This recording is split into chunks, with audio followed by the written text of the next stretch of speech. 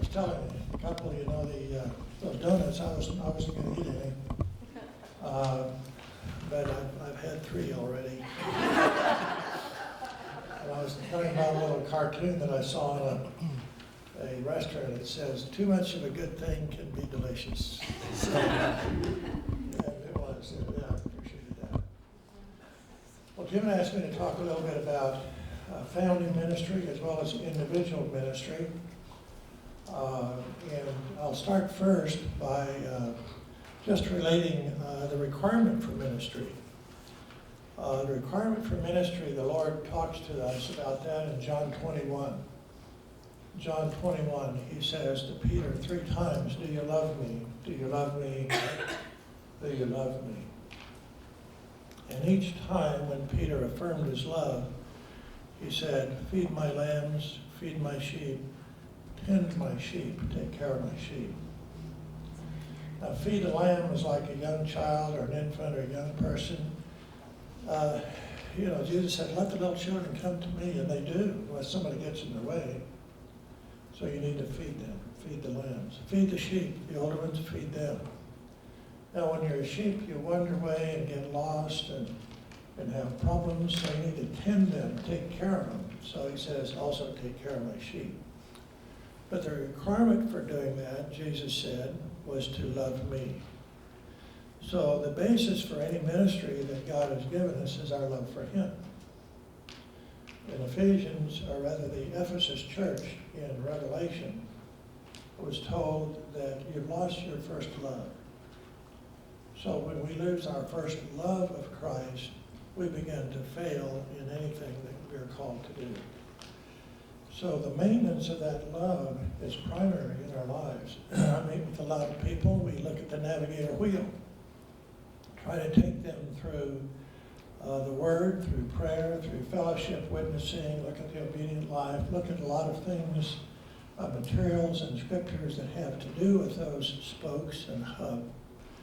But I keep coming back to that hub in our studies and the things we look at, because that is always central to your life, the love of Christ and your time with him, because that is what feeds our lives. We fill others, we minister to others from the overflow, As someone said, if your outgo exceeds your intake, your upkeep becomes your downfall. Say that again. If your outgo exceeds your intake, your upkeep becomes your downfall. We cannot do it unless we're continually fed by Christ. The other thing that we need to do with the Word of Christ is to, it's not like the Word where we pick it up and we just shovel it out this way.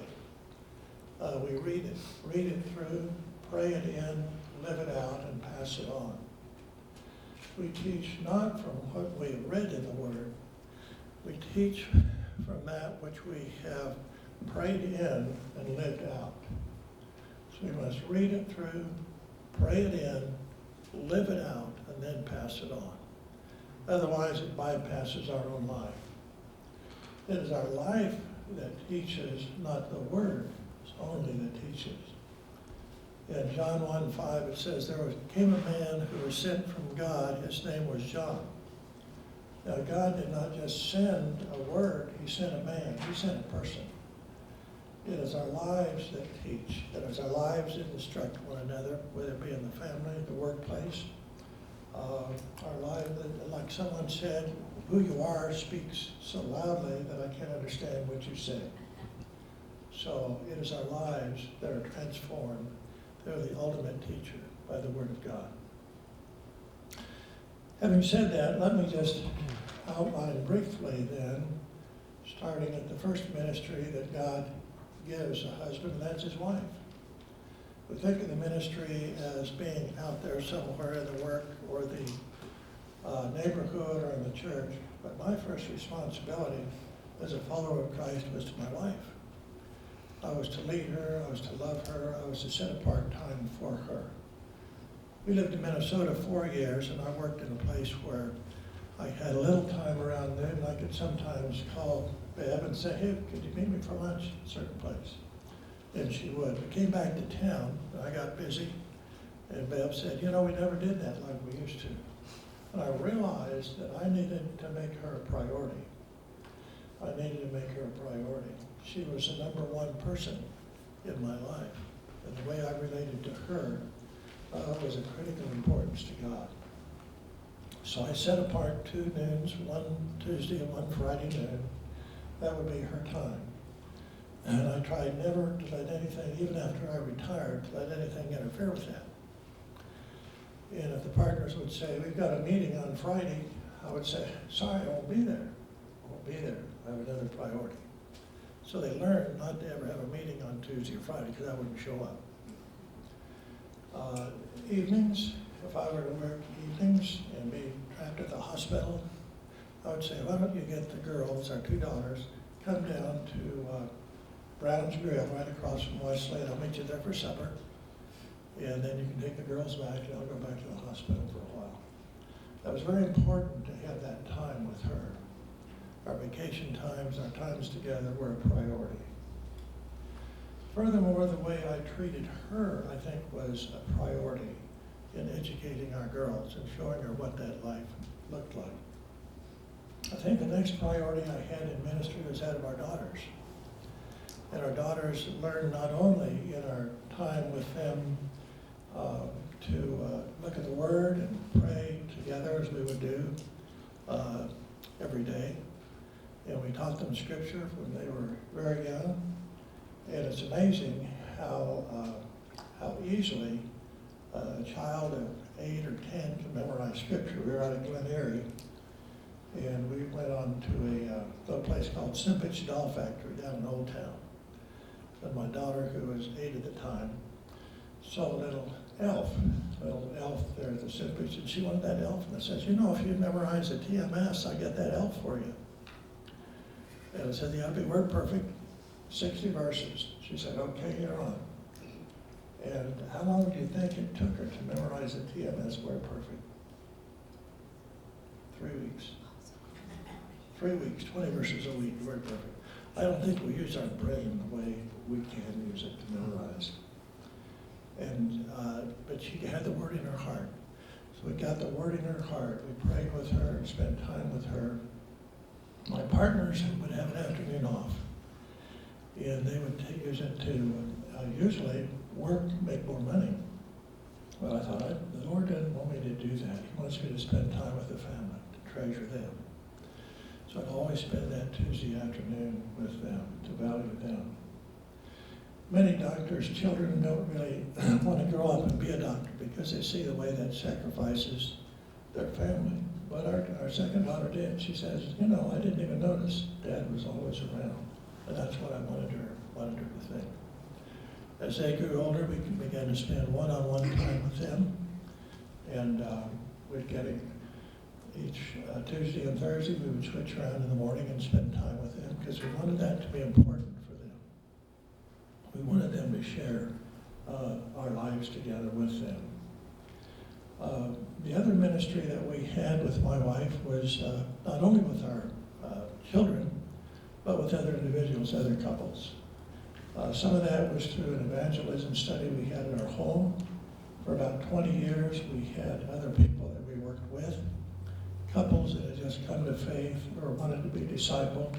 Part of what we would do with them was not only take them through all the material in many of the studies you're familiar with, but we would spend time praying for their friends.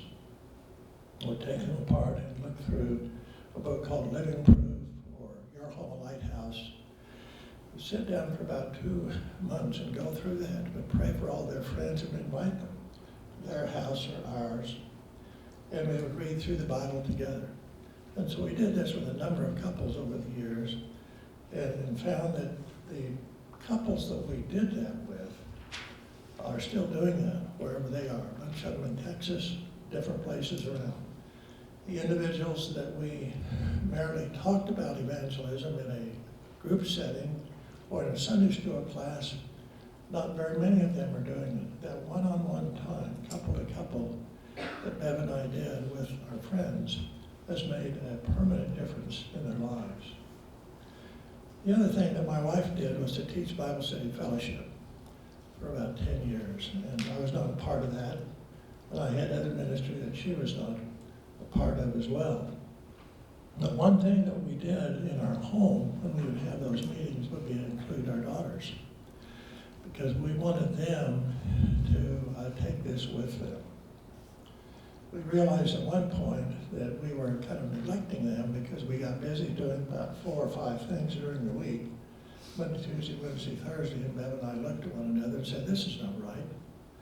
So we had to sit down and pray together and decide what we would do of an evening during the week in order to make our lives available to them. We realized that I could have one ministry evening per week. At that point in time, our church was doing evangelism explosion, so I would do that. My wife liked to sing in the choir. She would do that, and I'd be with the kids the other night. That she was gone, she'd be with them the night I was gone. And then we had a third night, which we ministered together as a family. And that was a group in our home. Sometimes it was a memorize the word or a TMS. Sometimes it would be an outreach to non-believers. But we typically, for many years, would have that when the girls were growing up. And they were a part of that. We invited them to be a part of that. And so originally they would take the coats, they'd do the name tags, they would bring in the treats. It was kind of their ministry. They grew up with that. And then later on, they did babysitting for the people that we had there. So they grew up thinking that this is what you do. You establish a ministry. One of them went away to medical school. One of them went away to law school. The first thing they did, first year at medical school and first year in law school, was say, let's get a Bible study going. So it was easier in a medical school than a law school, surprise, surprise. But they got that started. That was the first thing on their hearts. And the reason for that was that that's the way they grew up. So we invested in them and showed them that importance. In addition to the time with Beverly and with the family, there was opportunities apart from the family to minister. And those were sometimes in the neighborhood, sometimes at church, sometimes at work.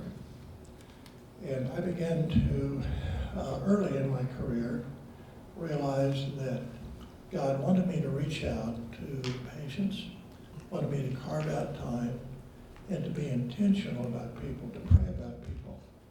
Showed me the worth of an individual. And he did this in several ways. One was to bring in a lady who was massively overweight, who could hardly see. She had some encephalitis when she was a child. She had terrible sores on her legs, going all the way down, and was very incorrigible. She sat out in the waiting room, kind of whopping other people with her cane, get out of my way. And she was rude to everyone. Sat there and had a tremendous problem with her blood vessels.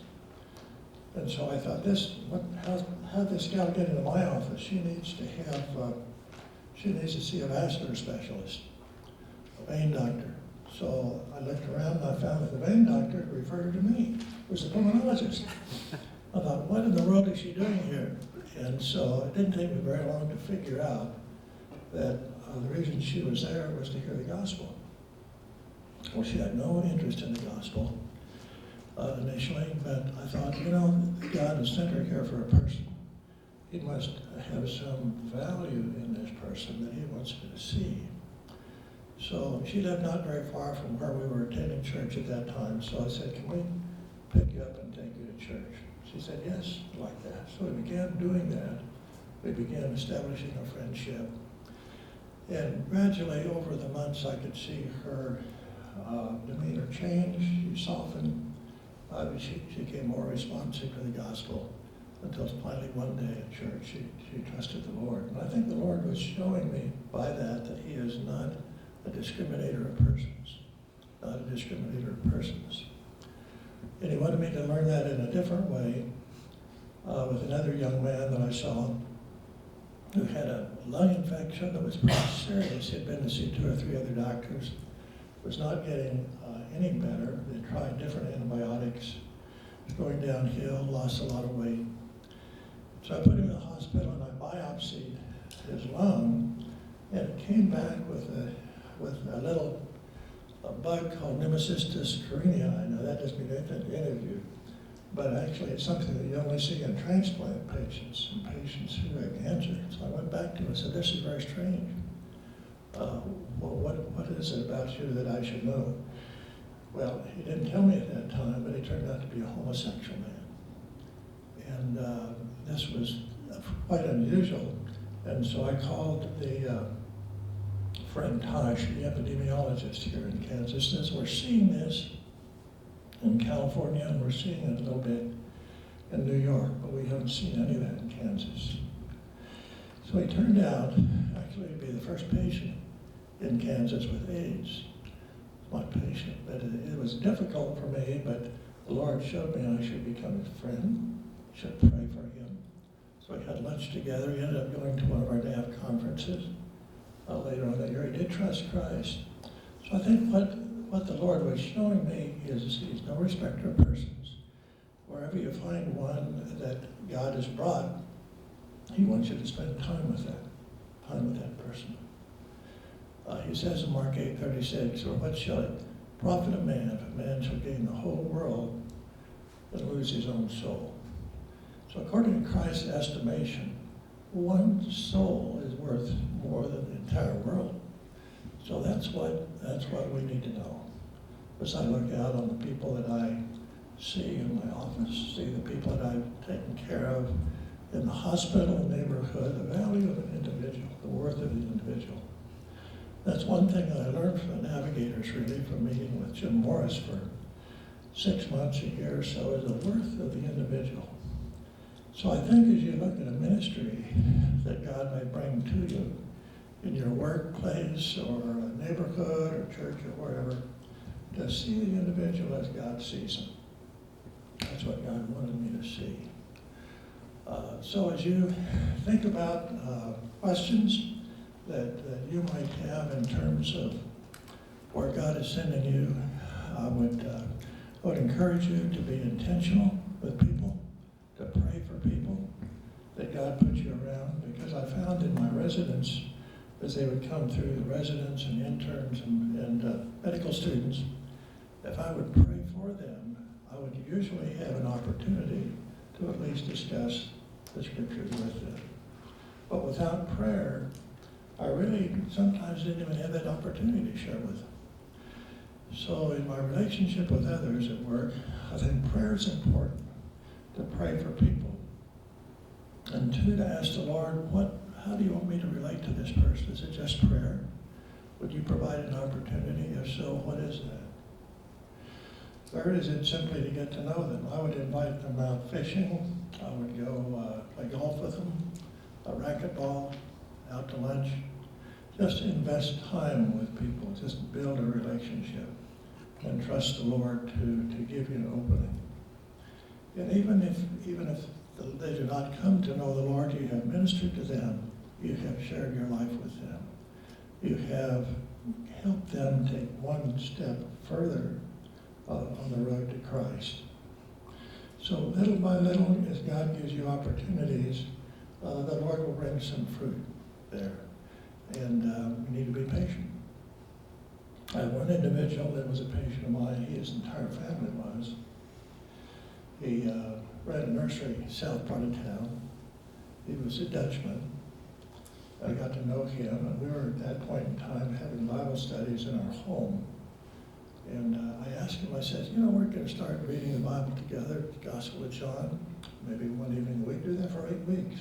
Would you be interested in doing that? He said, no. No, right off. So a few years later, we were doing it again. I said, we're starting some studies again. Would you be interested? Let me think about it. 3 days later, he came back. He said, no. So I kept praying for him. And we did go out to eat with him sometimes. My wife and I, we got a lot of our stuff that we had for our yard and garden. We would get down there. We had an AV speaker that came by here. His name was John, I can't remember his last name, from India. Starts with an R. Rollins, that's not right. It'll come.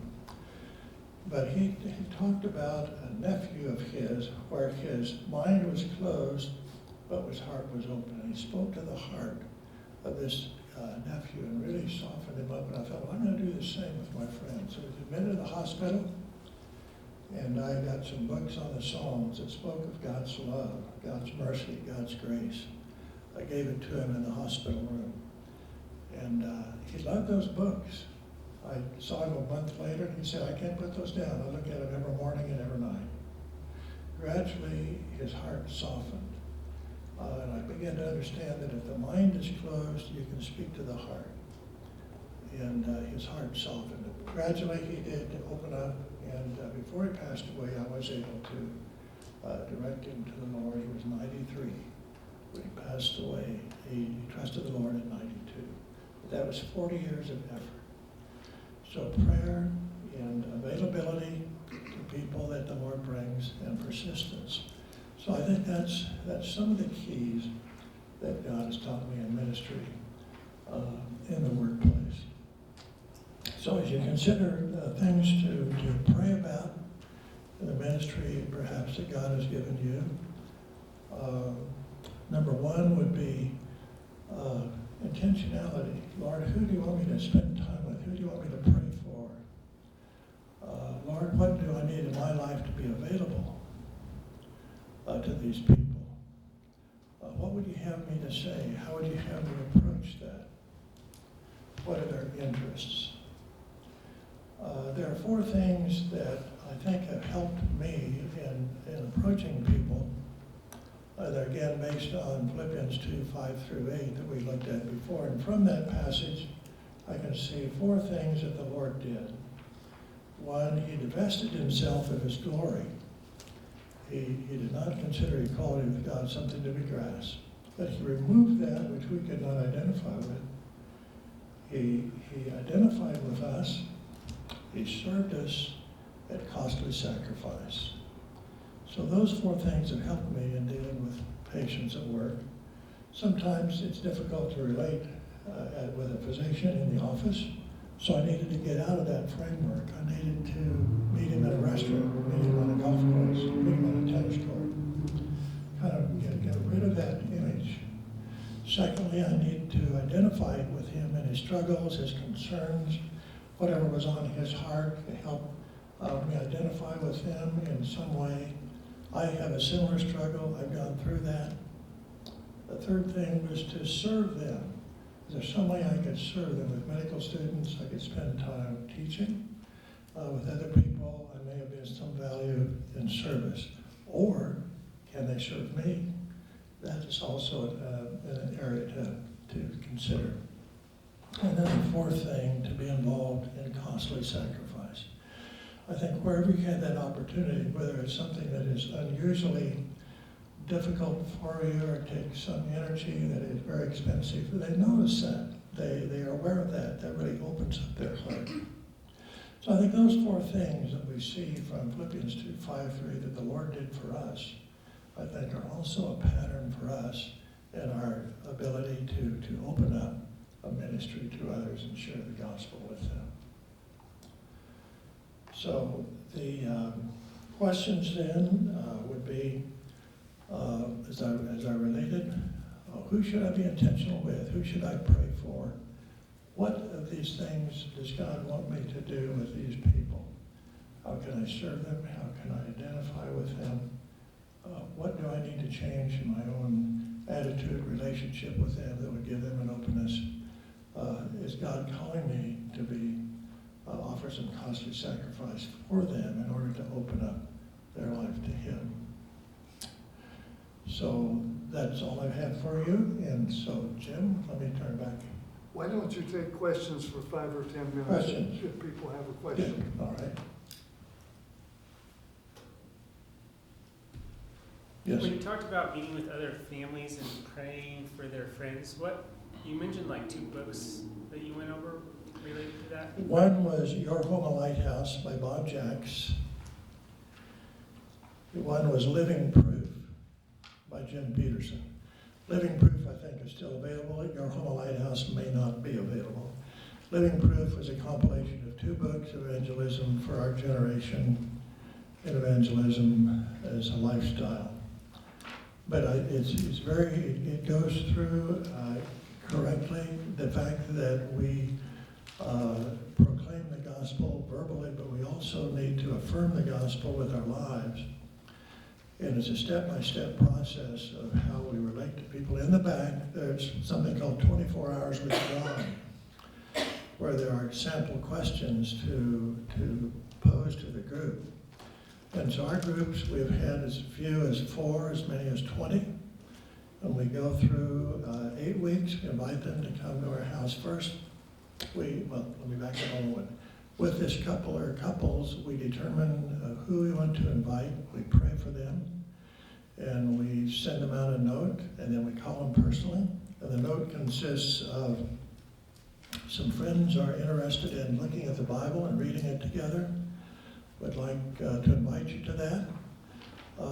We are not asking anyone to pray or won't put the onus on anyone to do anything. But we just want to know your ideas and thoughts. Would like to introduce this topic at a dinner at our house at 7 o'clock, 2 weeks from Tuesday. These are a list of the people that are invited. Hope you can join us. And we'll contact them personally. About, I would say, 50% of the people over the years that we've invited to that come, roughly. Depends on how well we know them. So at the dinner, we introduce everybody, we hand out the Bible to them, and we use NIV Bible from the American Bible Study. We can get quite a bit of those. And it's interesting to see people who've never had a Bible before will open that Bible and they begin to treasure that. And then we introduce the study, say, well, next week, meeting at the same time, we're going to meet, just come for coffee about 7. We'll start the discussion about 7:30. We'll close promptly at 8:30. And over the years, we've had a number of these. And so there are questions in the back there, about 8 questions that you can use if you don't have your own on initiating discussion. Like in John 1, what does it mean about light? What is the function of light? What significance do you have in this? We don't ask why questions, but just what to introduce the discussion. But mainly we hope people will bring the questions of their own. We try to have 2 or 3 couples that are believers, 7 or 8 that are non-believers. We don't want 7 or 8 believing couples and just be on just one couple. It's not, they can sense that. So we're going to try to stack it with non-believers. So we meet for about 8 weeks, and then at that point in time, we close it out. Say if you want to, if there's sufficient interest, we can continue throughout the Gospel of John or continue longer. Most of the time, the couples there will say, let's continue. Some will be through in 8 weeks. Some people come to faith during that 8 weeks, some a year or 2 later. We've had some that it's been a couple of years, but the vast majority of those that have agreed with us to go through the Gospel of John have come to know Christ. So that's a brief overview of that, but I think there's further details in that book, Living Proof, but you can still get that one. Thank you. Any other question we have? I have a question. Yeah. What did you mean by, is there a way that they can serve you? Is there a way what? Is there a way they can serve you? What did you mean Oh, by that? okay. I have a neighbor across the street. She's a nurse. She's living with a guy. They're non-believers, but they think they're believers. So whenever I go out of town, I kind of say, hey, could you watch this? Can you watch that? It's something they can say for me. If I need help with something, I can contact a neighbor. I have a next door neighbor that's very good at fixing like my basketball goal.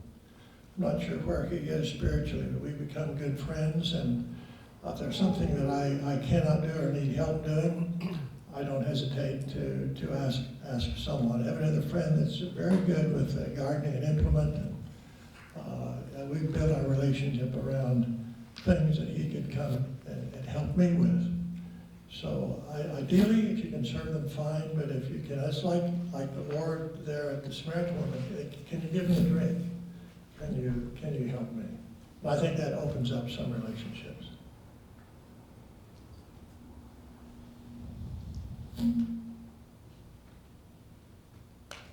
Any other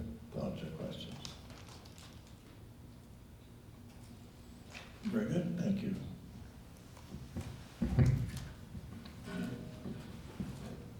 Okay, let's, take, go down